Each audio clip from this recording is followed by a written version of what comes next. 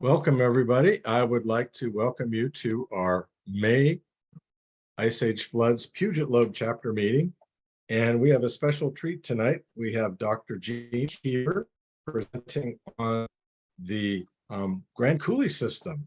And of all the people I know that are into the floods, Gene Kiver is the person I go to when I want to know something about the Grand Coulee system, about all the floods for that matter. But Gene is an expert on the Grand Coulee system. He's been leading hikes and giving talks about the Grand Coulee for years and years and years. And we're delighted that he is speaking to us tonight, just about a month before our Ice Age Floods Rockout and Jubilee in the Grand Coulee. So Gene, welcome. And then you can mute it. Push that button, I think. There. All right. Should have a screen up there. Let's see, Gene, what we see. There we go. Good. Perfect. The grandest coulee story. Right. Well, I think this is probably everybody's favorite. It's mine, so it's got to be everybody else's favorite too. And I think most of you know what we're looking at on this first slide. This is at Dry Falls State Park, and so we're looking at part of the Dry Falls cataract system. And this is what you see when you go to the visitor center. If you haven't been there, put this on your bucket list because it's a dandy. And the other thing about this is that recently we had the International Union of Geoscientists has come up with a look at the world's geology, and they picked out 100 outstanding geological. Stanford, and then they worked at that place where they were getting rid of all. So 100 heritage sites turn out the Dry Falls Cataract, the Channel Scabland system. That whole thing is now recognized as one of the most outstanding features that we have in the world. So pretty special place. And the Grand Coulee, just a real quick introduction here, starts out up here. I assume you can see my little cursor here. It starts up on the north end over here by the Columbia River, goes down. We've got the upper Grand Coulee, we got the lower Grand Coulee, and it sort of terminates over here near Soap Lake on the south side. And what I'm saying here is that this is a 50-mile long gash in the Columbia Plateau. And when you look at the elevations, you're dealing with basically the same elevation on the west rim, the east rim, Steamboat Rock, which is this area in here in the upper Grand Coulee. Hopefully you can see the cursor showing up there, but it's up in the where it says Banks Lake.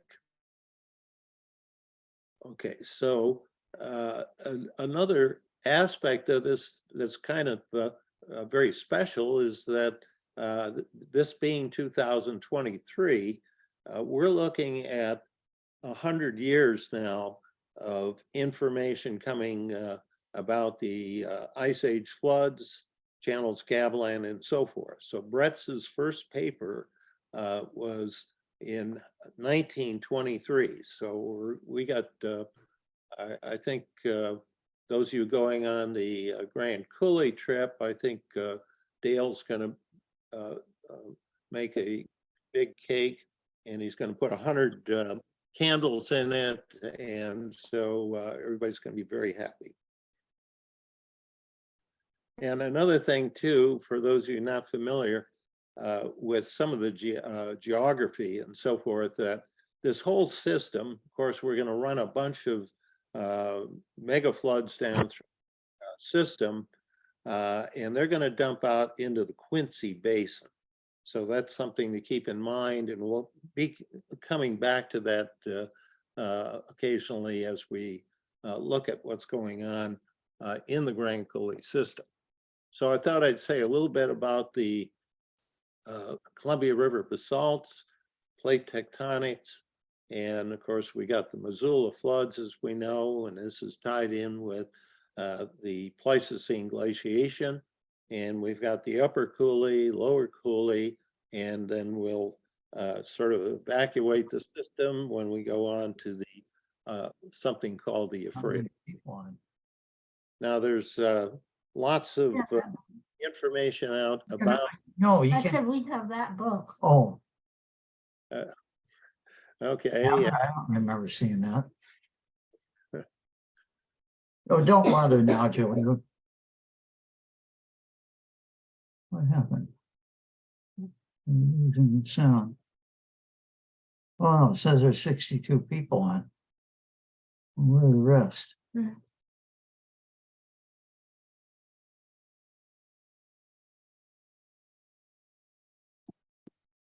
Oh, Okay. All right, got it up there again.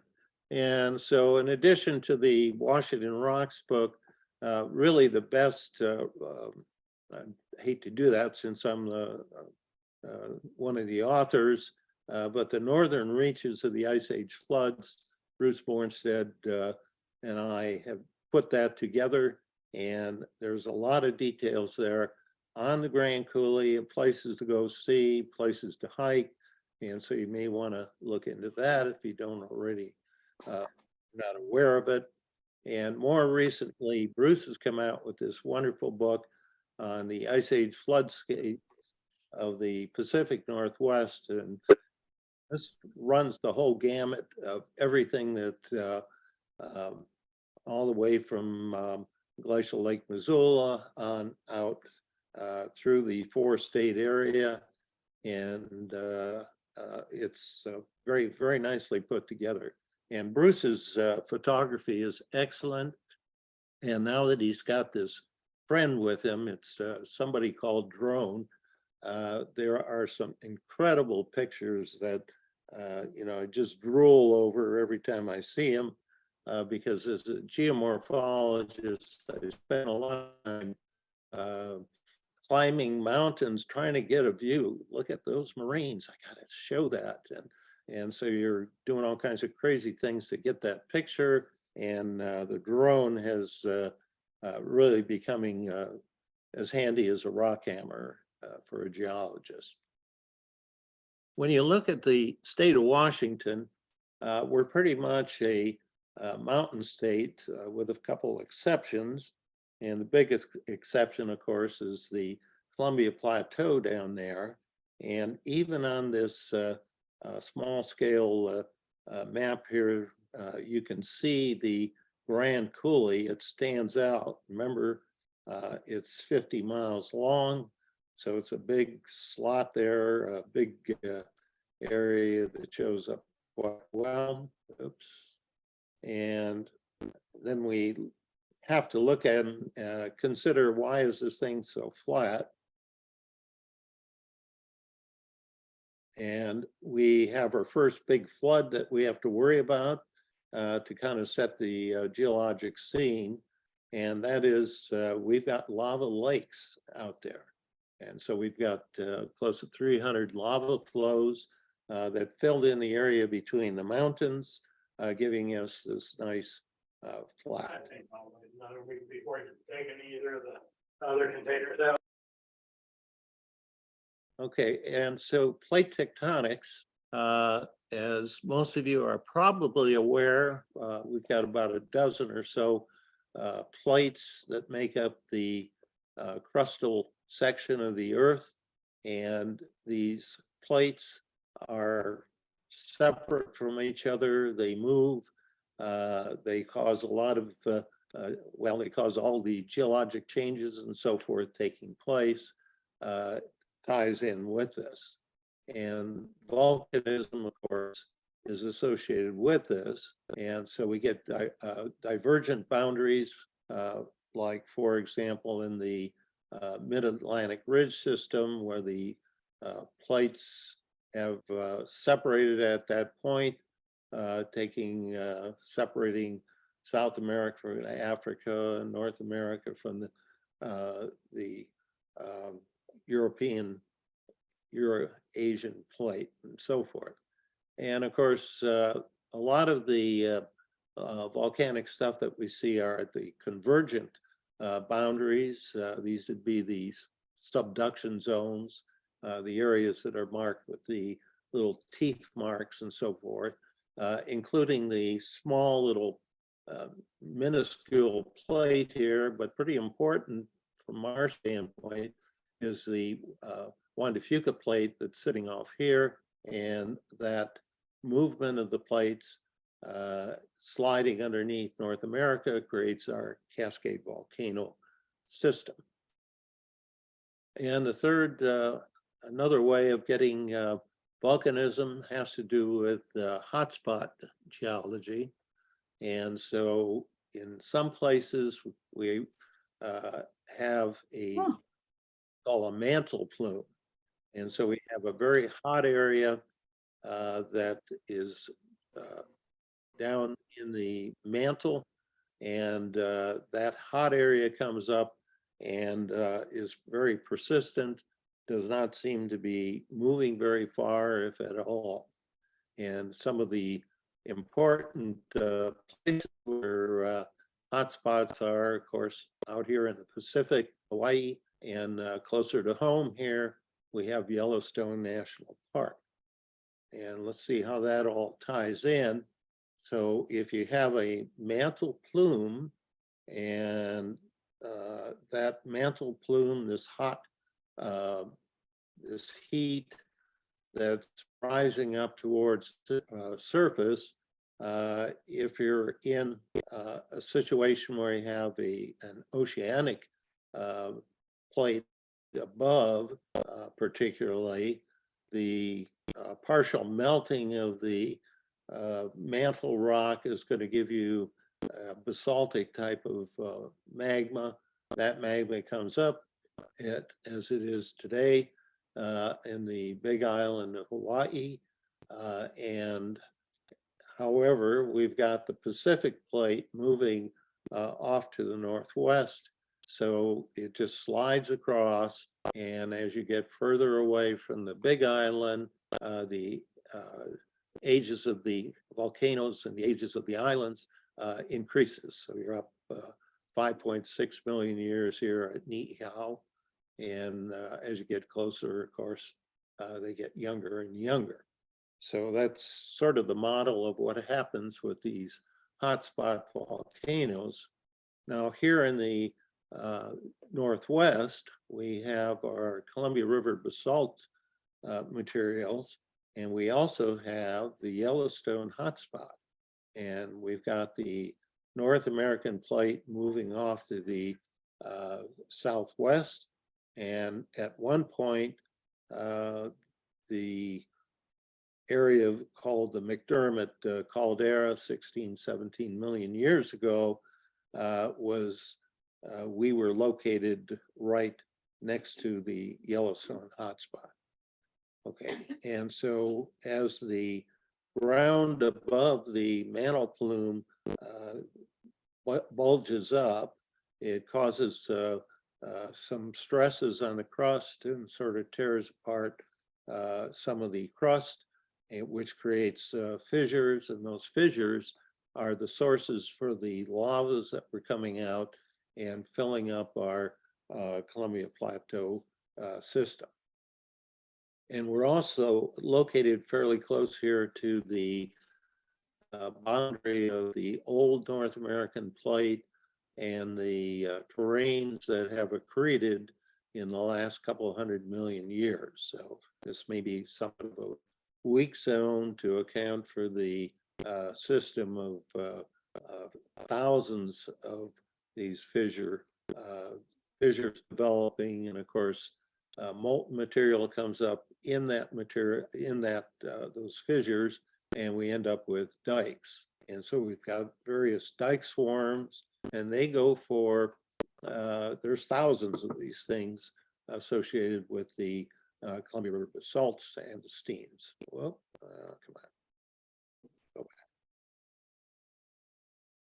Okay, so fissure eruptions are the types of things that were going on, and I think it's kind of interesting. We're tied in with Yellowstone, so another place near and dear to our hearts. And we've got some other things going on too, in terms of tectonics that are affecting the Washington area and actually the whole west coast of North America. There are stresses here because the Pacific plate is moving north up towards the Aleutians.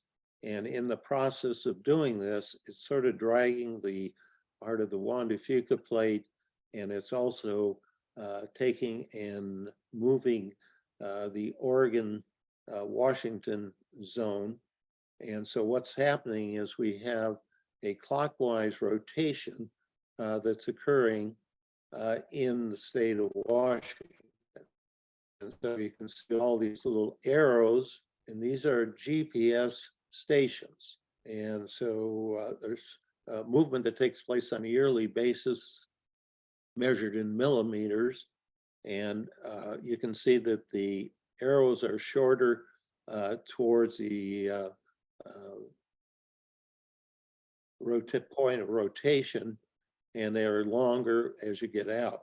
So this is that rotation aspect, but this also gives us the pressures that are causing deformation, particularly in the Yakima Folds area, central Washington. We see that quite well, that we have a south to north compressional processes that are creating the anticlines, synclines, the monoclines, which will be very important when we get up to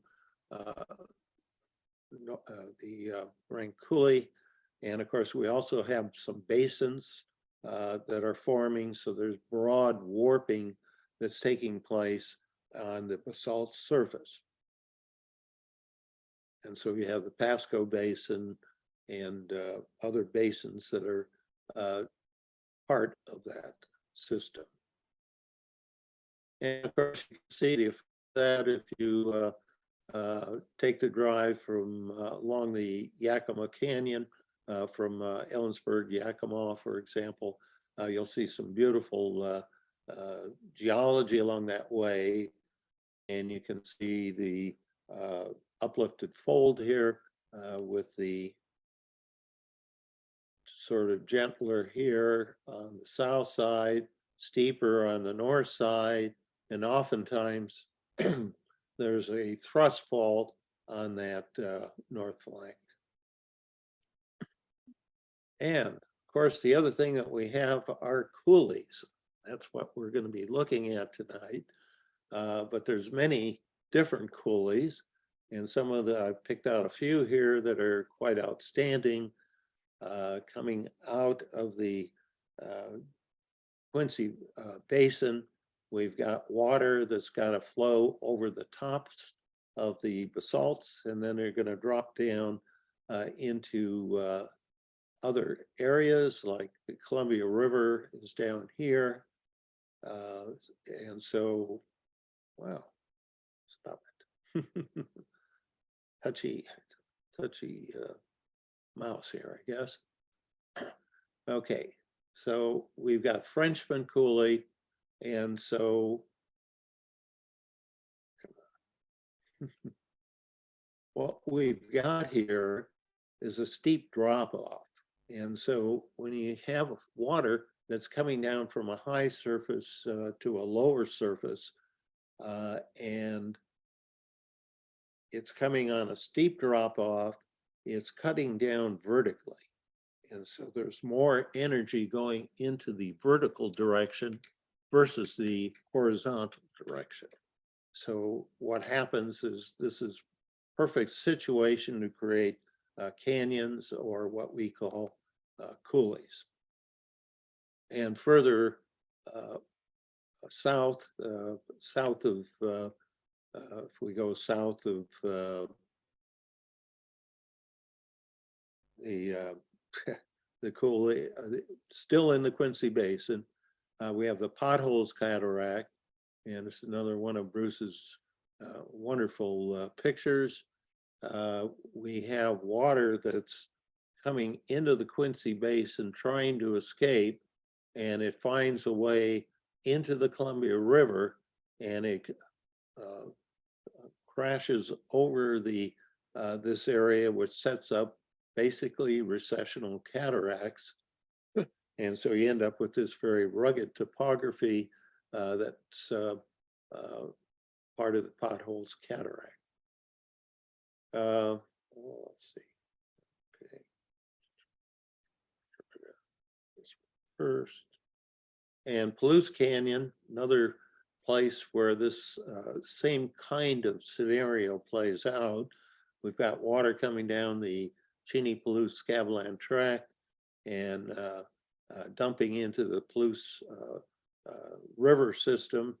And then that spills over and a spillway is created that's going from the lower end of the over by Washtuckna and Hooper and some of those areas. And in the distance here, out of view, but dumping over these basalt surfaces here is the Snake River. So same kind of thing, steep drop off. We've got Grand Coulee. We don't have such an obvious drop off because this is dumping into the Quincy Basin, which in turn drops off into the Columbia system. But here we have, again, steep hydraulic gradient, 20 feet per mile or so. This is a very impressive system, and it's cutting vertically. Okay, and again, all of these systems require huge volumes of water. And of course, this is where the Missoula floods are going to come in terms of having these things happen. So how are these coulees cut? If you go back to the early 1900s, the explanation would have been large volume of water over a long period of time. So this is uniformitarianism versus another approach to this. And that's where J. Harlan Bretz comes in. And so that 1923 paper that I referred to, he's describing this debacle of floodwater forming the channeled scabland and coulees of eastern Washington. Well, this was immediately met with disdain by the geologic community, and this is outrageous. This can't be because this has never, we don't have any record of this in the historical record. And so you're bringing in some new process here that doesn't fit. And of course, a very legitimate question was, would be thrown up to Harlan Bretz, is where did the water come from? And so that was kind of a sneaky problem for him. Now, if he had somehow, if he could have gotten a Landsat image, one taken from, you know, a couple hundred miles above the surface of the earth, and you look at this situation, it's obvious that some water, a lot of water through this system.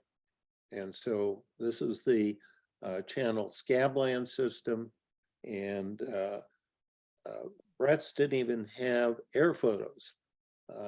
Air photos were kind of coming in like in the late 1930s and much more readily available. However, Bretz is out there with his graduate students, and he's doing mapping. By 1925, he's pretty much got the system down. He's figured it out. And this just reinforces getting this additional information, just reinforces what he already was recognizing.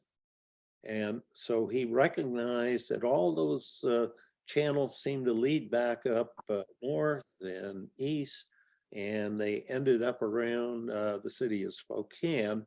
And so he decided he'd call it the Spokane Flood because somehow that's how the water got there. Well, he didn't recognize what was going on upstream from there.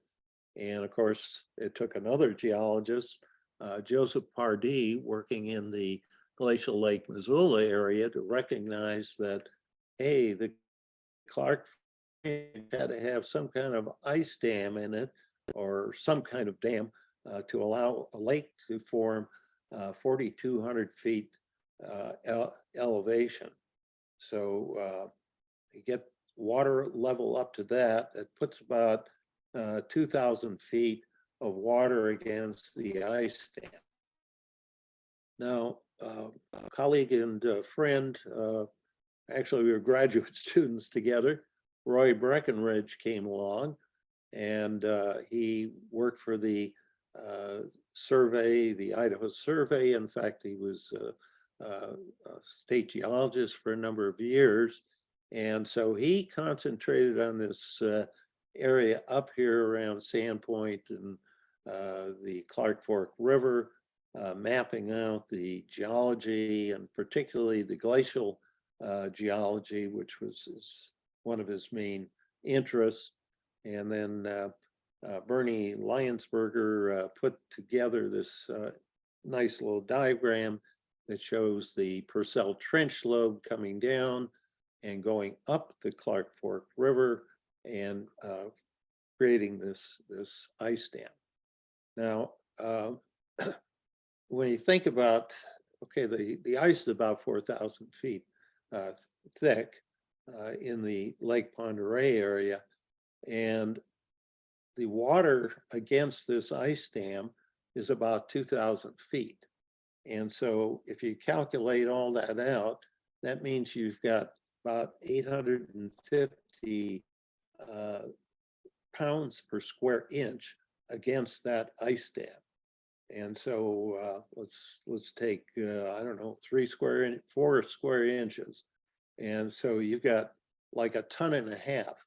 So if you take an area about 4 square inches and you apply about 1.5 tons pressure on that ice, something eventually is probably going to give, and it did numerous times. And so the visual maybe that you could have here, Dave Bennett photo, think of an ice dam and have this 2,000 foot deep lake pushing against it, and eventually things start to happen. There we go. And the floodwaters or the water, the ice dam is going to break, and we're going to have a catastrophic flood of water coming from that lake basin. Well, the ice keeps moving and reseals the end of the lake again. A new lake forms, and we get another breakout and another breakout. So this has happened dozens of times during the later late Wisconsin late ice age. Okay, so where's this floodwater going to go? Well, it's going to go across down the Rathdrum Prairie into the Spokane Valley. It's going to enter, it's going to go over through the various scabland tracts, but it's going to come down the Spokane River and join the Columbia. And so it's going to be moving down towards the Grand Coulee area. And of course, here you can see Grand Coulee Dam. Now we get some other complications. Whoa, go back here. Okay. Okanagan ice dam from the Okanagan River is coming down. This is further west, of course. And so it's going to block off the Columbia, and that in turn is going to cause glacial Lake Columbia to form. So today we have behind Grand Coulee Dam, we've got Lake Roosevelt. If we go back into the parts of the Ice Age, when the Okanagan Ice Dam is in place, we're going to have glacial Lake Columbia. We're going to put in another 1,000 feet of water into the Columbia, upper Columbia River system. Okay, now when those flood waters are coming down, where Grand Coulee Dam is located, this is the beginning of what we call the Big Bend of the Columbia. You've got a 90-degree turn. And so floodwaters are going to be coming down, and they're going to be heading for the wall of the Columbia Valley, which is going to eventually develop into the entrance to Grand Coulee, the big coulee system. So another way we can look think about here, we've got the Columbia River coming down. We've got the ice limit kind of dashed in here. And so you're blocking off the Columbia River. So you're going to back up water here in glacial Lake Columbia, and it's going to tend to want to follow the edge of the ice sheet down south. So it's going to find, for example, there are some drainage ways in here, pre-existing drainage ways, Foster Creek and the Horse Coulee area. These are all ancient river systems or drainage systems that existed prior to the cutting of the Grand Coulee. So the Grand Coulee isn't there yet. Okay, and some other things we have here, we've got the coulee monocline, and this is a single flexure that bends up about 1,000 feet, gives us the higher elevations here in the Waterville Plateau, because this is a single kind of flexure. So we're going to end up with eventually the upper Grand Coulee, which is about 30 miles long. Mostly it's a single channel kind of system. But then when we look at the lower Grand Coulee, this is another 20 miles, and we've got multiple channels that are involved here in the cutting the scabland features associated with the lower Grand Coulee. And so again, this coulee monocline, this is going to give us the drop off. Remember, the coulee systems very frequently have to have these gradient hydraulic systems in order to allow the rapid cutting of those coulees. So the next slide, let's go back up to Grand Coulee. And so here we have Grand Coulee and some other aspects of this. We're generating electricity. Actually, I mapped Lake Roosevelt. Dale Stradling and I, over a 3-year period, we were working for the Bureau of Reclamation. So you're going to generate electricity. You got a pump house here on the left bank, and that's going to pump water from Lake Roosevelt up through these big 12-foot in diameter tubes, and that's going to go into the canal, the main canal, and that water is going to flow then and down into Banks Lake. Okay, and so what happens then, once the water is up there, now you can do the entire Columbia Basin project with gravity flow. And so that's the whole rationale, the whole reasoning behind building this system. So it's a matter of just opening up your gates and letting the irrigation water in once you have it up to this 1,570, 7,100 foot level. Okay, but this, when you look at the entrance here to the upper north end of the upper Grand Coulee, this is a hanging valley. Okay, this is not a valley that meets adjacent valleys in grade or comes down at the same elevation, but this thing is hanging 280 feet above Lake Roosevelt, and so that's hence why they had to do the pumping. But what's this hanging valley all about? Well, move the ice into place. So if you move the Okanagan ice lobe in, you're going to get some higher elevations behind Glacial Lake Columbia, which is going to make it a lot easier for the scaveland tracks. In other words, you're going to fill the bathtub pretty much, and then the small, well, not small, but you put a lot of water into it, it's going to spill over the edges. And so that's one way that the scabland tracks will form. Here we got a different situation. Oh, geez. Stay away from that mouse. Okay, so before the upper Grand Coulee can get cut, we've got to connect the basalts on the east side with the west side. And we've got a obstacle, we've got an obstruction here because we've got practically solid basalt all the way down the system along this line. Okay, and then once this is cut, then the water can go down and we see Steamboat Rock in the distance, and it can flow on south. And so what happens on the south end of the upper Grand Coulee? We've got our Columbia River being diverted, but we also, more importantly, we've got the Missoula floods that are coming down through that system.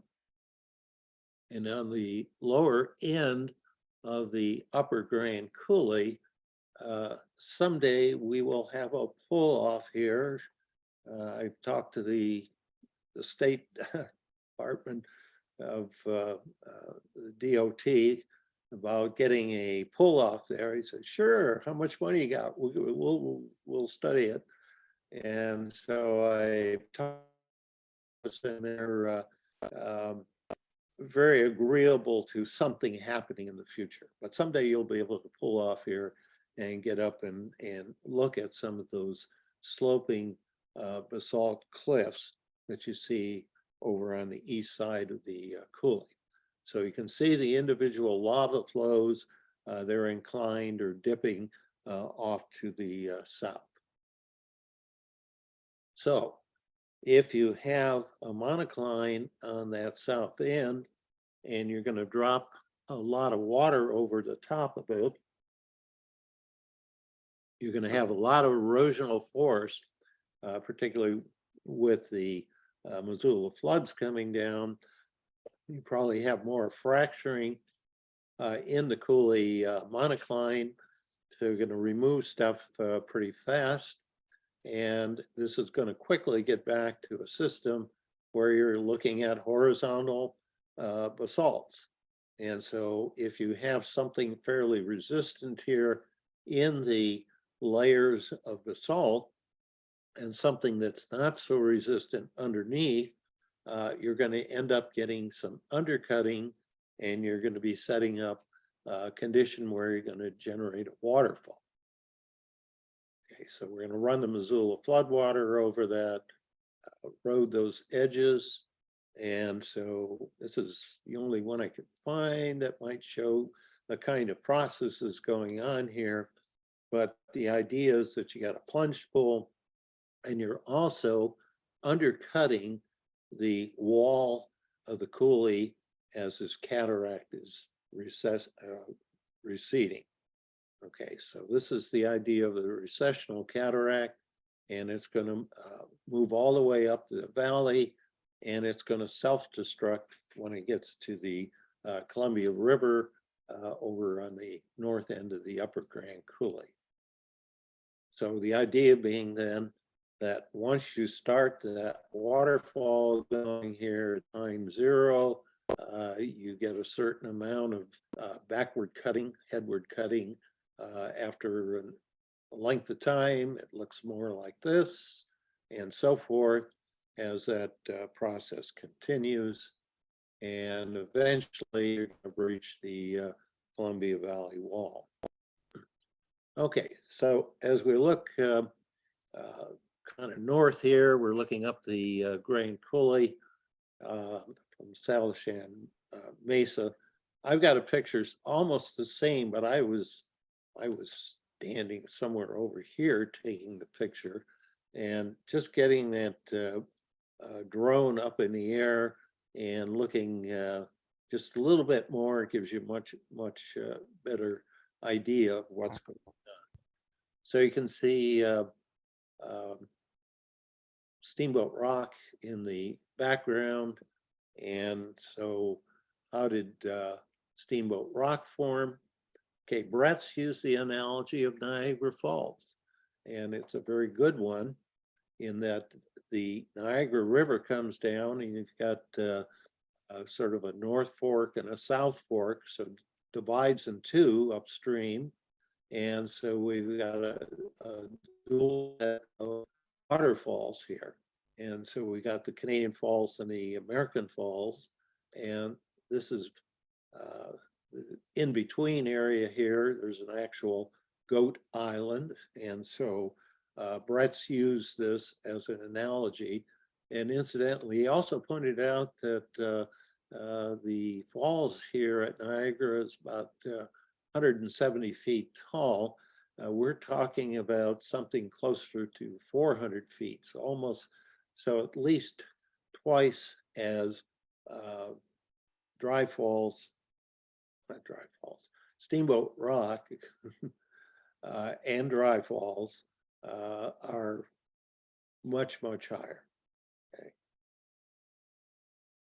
Okay, so the idea being that Steamboat Rock then is going to be cut by a waterfall on one side and another one on the east side. And then as you look at the coulee, the width of the coulee here is over 5 miles in the vicinity of Steamboat Rock. And when you get down there a little bit further to the south, now the coulee is much more narrower. And so what's that all about? It's about 1.5 or 1.6 miles as you get down there. The thing is that's changing here, now you're getting into the granite. In other words, the basalts, the Columbia River basalt is thinning. It's getting thinner as we're getting up towards the northern Rocky Mountains, the area around Grand Coulee Dam. Okay, so you've got the granite, you got the Columbia River basalt, and it's very interesting because where you find that granite, it's going to show, but you get a different kinds of landforms than you do when Missoula floods go over basalt. So one of the things about the scabland is you've got to have basalt to give it the unique kinds of features that we have, the unique landforms and so forth of the channeled scabland are mainly or partially due to the fact that we're eroding basalt. Okay, and there's glacial sediments too on top. I took out some more pictures here, but that's okay. And if you go in the fall, and occasionally they're doing repairs in their lower Banks Lake, and this gives you a good opportunity to look at some of the sediments that are around Steamboat Rock. And we've got Vic Baker and some other people here. We're all looking at these varve sediments that are along the edges of the upper Grand Coulee. And what these things are telling us is that, first of all, you've got Glacial Lake Columbia extends into the upper Grand Coulee. The elevation of these things are running up close to what is it, 1680, I think 1680 feet, something like that, almost 1700 feet. Okay, so it says that the upper Grand Coulee is extending into, I'm sorry, Glacial Lake Columbia is extending into the upper Grand Coulee. And over in another location there south of Steamboat Rock, there's about a dozen rhythmites or floods recorded in these types of sediments. And so another conclusion here is there's no evidence of Missoula flood in the upper bar layers. And Ryan Atwater found this also in the San Poil, and actually Brian came down and did some looking at the evidence in the upper Grand Coulee as well. And so Glacial Lake Columbia, therefore, must have outlasted Glacial Lake Missoula. In other words, there's no break in these sediments, these varve sediments. And so you've got almost 200 years or so of accumulation after the last Missoula flood. And there's another problem here Bruce and I talk about in our book, and that is that the former Glacial Lake Columbia is higher than the present outlet, Coulee City outlet. In other words, at some point, as once the upper Grand Coulee was cut, we get an extension of Glacial Lake Columbia coming down, and you can find it in various places along the margins here, and it tends to end somewhere in this vicinity of Coulee City. And we think that what's going on here is that we've got a debris dam, sort of like the Ephrata fan that we'll talk about later. You've got water spilling out of the upper Grand Coulee, and it's going into the Heartline Basin where Coulee City is located. And so that debris dam is holding in the lake, at least temporarily. Okay, if we look at the lower Grand Coulee then, so we've got a bunch of closed depressions here that make up the lower Grand Coulee. This is Soap Lake down here. And so you have some other lake systems in here. And of course, the trigger for the upper Grand Coulee was the Coulee monocline. But here we've got multiple flood paths.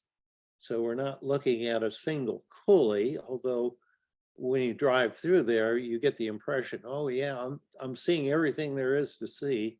And no, that's not the case. You've got all sorts of scabland features and other coulees located over here to the east of the main lower Grand Coulee. So you've got other channels that are coming in here. You got one coming from, of course, you got coming down the upper Grand Coulee, but you got the Elmira, Wilson Creek, Crab Creek. So you've got water pouring in to this area from all kinds of directions. And of course, they're all going to drain down again into the Quincy Basin. And looking at the evidence, I don't see any evidence of a Columbia River being the last thing that occupied the lower Grand Coulee. And so we're kind of thinking in terms of maybe a dam up here at the mouth of the upper Grand Coulee fails and sends water down, and all I see are flood features in the lower Grand Coulee. And somehow there's a waterfall initiation near Soap Lake. So there are some structures that are coming in here. We of course have the Coulee monocline comes in, but we got the Beasley Hills and the High Hill Pinto Ridge system. So there's a lot of other things that are going on tectonically or structurally in that area. Okay, so if we start looking at some of these lake basins and what do they tell us, and what's the connection here with Dry Falls State Park sitting up on the north end. And so that's basically the terminus of the lower Grand Coulee is at Dry Falls. And then you go off into the Heartline Basin, and it's all part of the same system. This is one of Bruce's wonderful drone photographs. And if you think about a picture is worth 1,000 words, well, you could probably spend a long time. I'm not going to do that. You can spend a long time just talking about the things that you can see here. You have the lake basins in here. Here's State Road 17 coming down. And so this is heading towards Soap Lake. And if you're on that road, you look over on the west side here towards the plateau over here, and then you look over here at the Great Blade, and it looks, all you can see is this vertical wall. Say, wow, this is it. This is the whole thing. It's right here. No, no, no, it's not. So when you look in the East Lenore Coulee, you've got upper cataracts, and there's a bunch of, there's Dry Coulee, there's a bunch of other coulee systems that are coming in here. So this is a pretty wild place, and a lot of it's on private land, so it's not very readily accessible. And so again, on the lower Grand Coulee now, we've got the monocline, got the Waterville Plateau up here, and we got the monocline with the rocks dipping down towards the lower Grand Coulee. And of course, these are very susceptible to erosion, particularly where you've got the little bends in the rocks. You're going to have a lot of fracturing, and so that's going to encourage the erosion to take place in these basins. So now we got to figure out what's the story on Dry Falls, how did it form? And so let's go up to the north end. We're still in the lower Grand Coulee, okay? And so we've just driven up State Road 17. In fact, we're on it right here. We're perched kind of above. And so we've got an excellent view. This is one you didn't need a drone for this one. Hooray. For those of us without drones. Okay, so the horizontal layers, this is on the east side of the monocline. At the Waterville Plateau over on the west side or the right side. And you can see, okay, this is the eroded monocline edge. And you've actually got some inclined layers here, so like features. And so the monocline goes as you can see here. Now, if you go on the same lake, and so we're going to go over on the south end of Park Lake and look back at the monocline, you can see the wall of the west wall. You could see the inclined layers. And so you can see basically the whole monocline.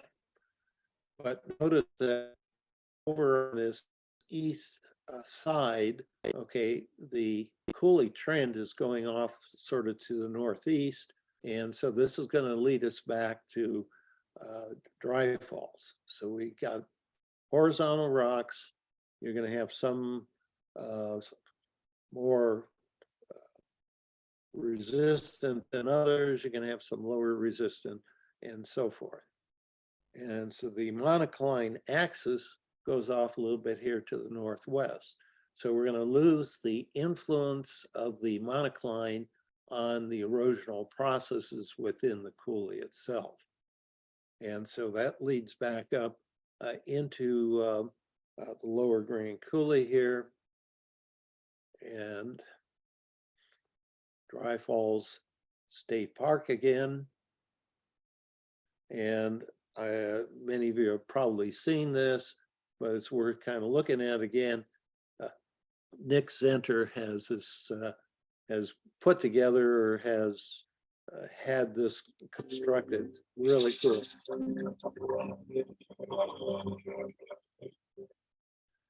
Hey everybody, welcome to Dry Falls in eastern Washington. Have you been here before?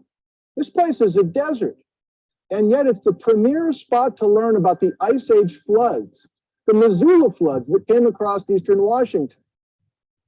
15,000 years ago, there was a waterfall here, but not like the waterfall that you have in your mind, perhaps. Here on the lip of Dry Falls was 350 feet of water moving 65 miles an hour over this cliff. This is water from a bursting ice dam 170 miles away in Idaho that ripped through central Washington. A wall of water that dwarfed the local landscape with the energy of 10 times the power of all the world's rivers combined. An Ice Age flood with water, rock, soil, and icebergs 3.5 miles wide on a thundering journey to the Pacific Ocean.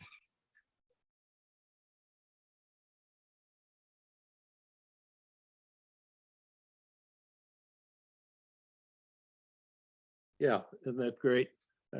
Love that animation, really cool. So again, looking at that Dry Falls situation, you can see the visitor center over the left-hand side, and when you're there, you can look around and you can see the alcoves. There's two major alcoves, Umatilla Rock, which is what we call a rock blade.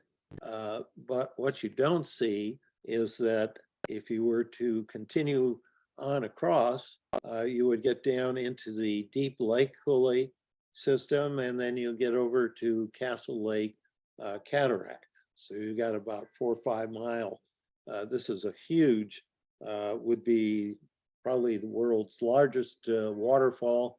I don't think anything compares to it today. So this is your visitor center, and I don't know if we're going to have enough time, but so this is another goat island or rock blade in between. And so this Castle Lake area, I'll show you a little bit of it. Bruce put this together. We did a hike, I think 2017. And so this is the cataract, Castle Lake Cataract.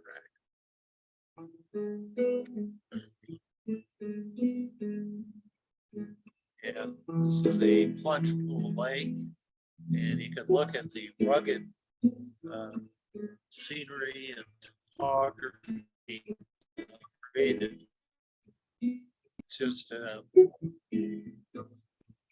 wonderful place for looking at scabland features.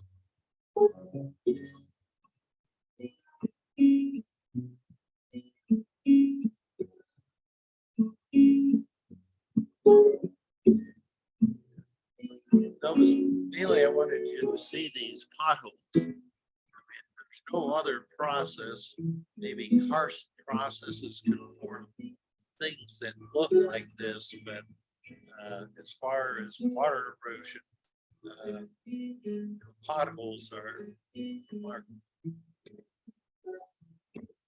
So we describe how you could see this. You have to do a couple ladders, which are very safe.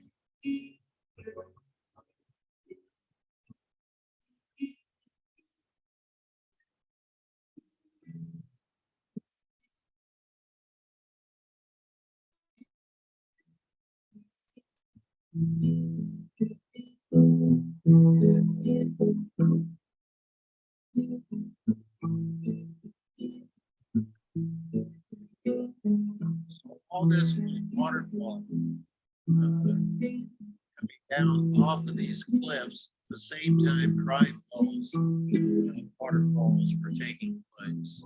And again, you have these current vortexes that are set up that drill down into the basalt, creating these amazing pothole features. This there. Okay, well, this gets us down to the lower end of the Grand Coulee, lower Grand Coulee. And Bruce and I kind of talk about this as sort of, being the gun barrel. Here's some of the soap along the lakeshore.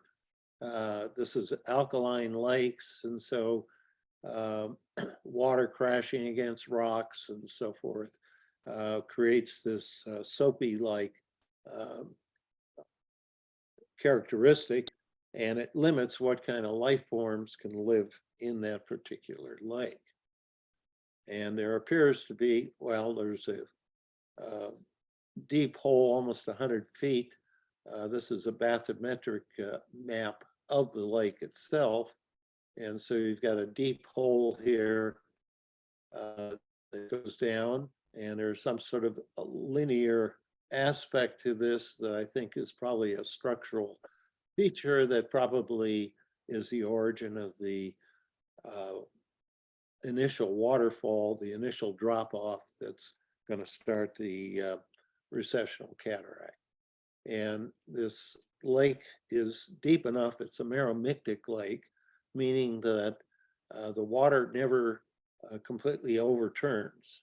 And so in this deep section here, this water has trapped in here. It's very dense because of the salinity, and it's probably been there for many hundreds of years, maybe even longer. Okay, so this is what we call the gun barrel. If you can imagine that floodwater, imagine yourself standing on the beach over there at Soap Lake, and around the corner, this mass of water is going to be coming at you. And so, and again, as I mentioned, that the last events down here, as far as I can determine, were flood events. Okay, no Columbia River. Okay, so when you leave Soap Lake, oh, that thing again. Okay, you leave Soap Lake and you come up onto the end of the Quincy Basin, basically. And so this is the Afraid of Fan. So think of the big cannon here blasting out all the rock and debris and sediment coming out of the lower end. And so when you stand on the Ephrata fan, we're looking back now at the south end of the lower Grand Coulee. And so this is the gun barrel that I was referring to. And imagine that water coming out from the confines. And now it's going to spread out because now it no longer has the cliffs to hold it in.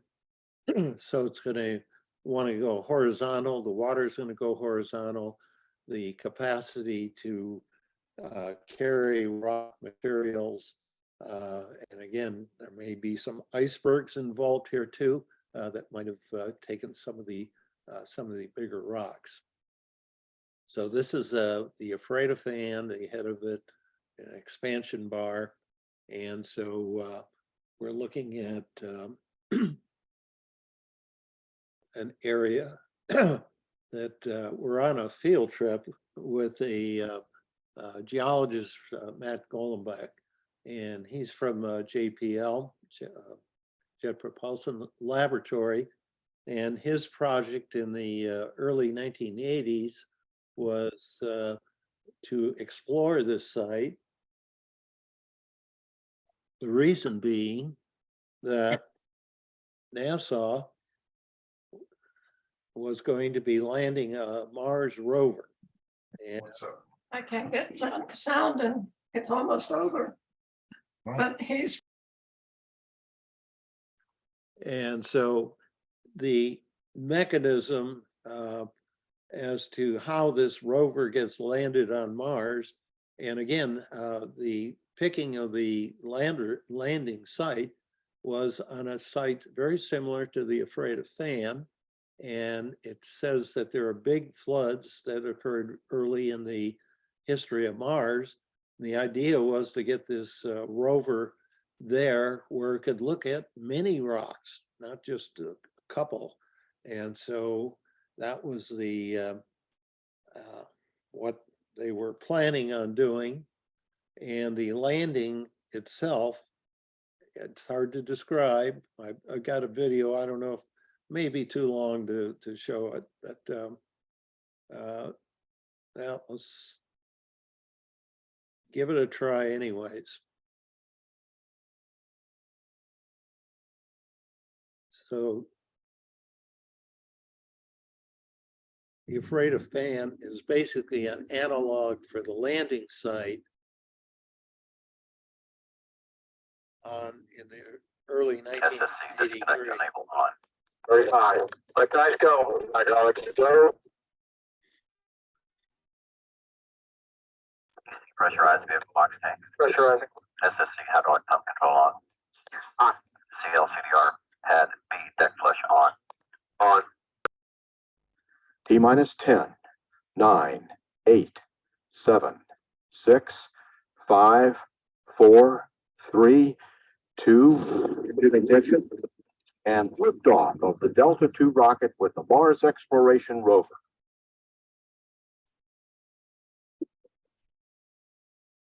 This is all animation. Right? Program response is good.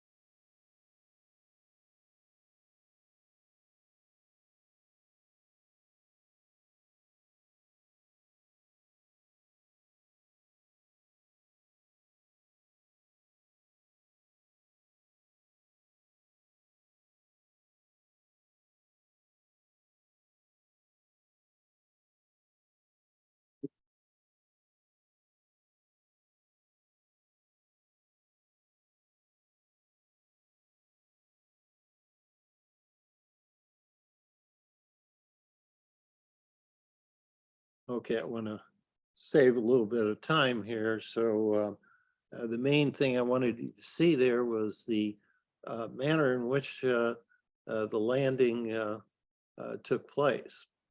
Now, talking to the geologist, he said when he brought the engineers out to the Afraid of Fan and showed them the possibilities, and one of the last things he showed them was what's called monster rock. It's a very, very big, I forgot what the tonnage was. I calculated it out one time for a field trip, but the engineers were saying they couldn't have rocks more than a meter in diameter. And so, because then the bounce would get out of control, they kind of lose where they were going. And he showed them this, they weren't real happy, but at any rate, this is what a field trip looks like for a normal Ice Age Floods Institute members. And from the internet, I found, I don't know if it's a high school students class or what, but when you put younger people in the same location, this is the kind of thing you get. So, all right, so, all right, I think we'll stop there and